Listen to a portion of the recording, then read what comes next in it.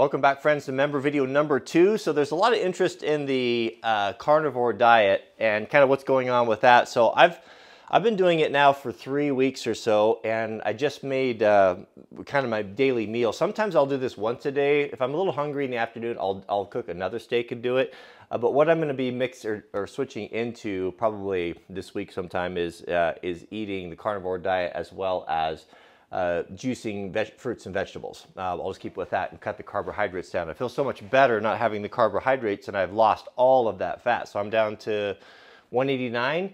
I'd like to be, back up to about 195 or so, bring it back up with muscle. But yeah, so far so good. I feel great. It's an easy meal to eat. The other thing that I do is I'm not getting crazy with it. So for example, we have this bakery south of here that does amazing pizza once a week. They have this pizza night thing, and we go down there, and carbohydrates, bread, olive oil, all that stuff. Yep, I'm gonna eat tiramisu, sugar, the whole thing. So when we go out and it's a special occasion, I don't care less. This is just kind of, as my daily thing, and for the most part. So let me bring you in here. I'll show you how I prepare my steaks, and then we're gonna have to make some hateful juice. I'll cook the steaks on the grill until they're medium or so, medium rare, and put butter on them. Man, that makes them really good.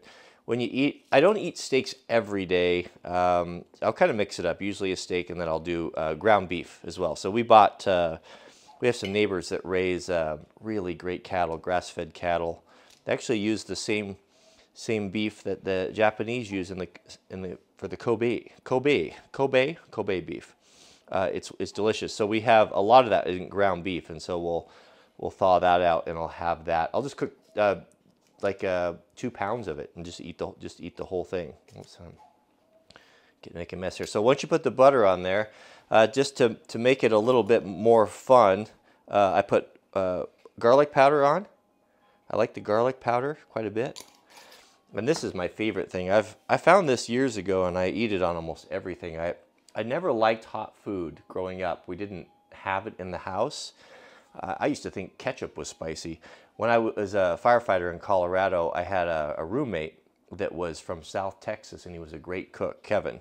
And he introduced me to proper Tex-Mex cooking, and I fell in love with it. And so I've liked spicy food ever since then. So this here is Slap Ya Mama.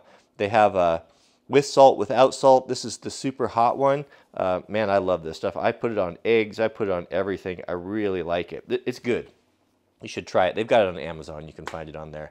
And then the key is the Himalayan. If you haven't had pink Himalayan salt, try some and get it. You wouldn't. I had no idea that there's this whole world of gourmet salts and that there was really any difference. I mean, I grew up with a Morton table salt. What did I know about it? And Mrs. W, being her mom was from Sweden, they're a little fancier with their food. So she's introduced me to a lot of things that I didn't even know existed. So turned me on to the Himalayan salt, and then Kirkland started branding it at Costco, and it's delicious. So I won't put the salt on the steak itself.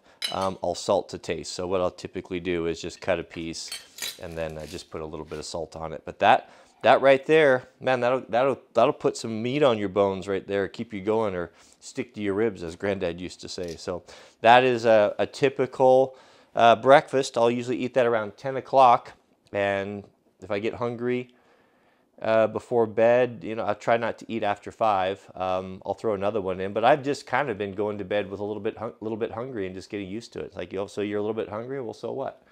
You got a nice meal to wake up to in the morning, and you can look forward to that. So there it is. There's the carnivore butter steak diet.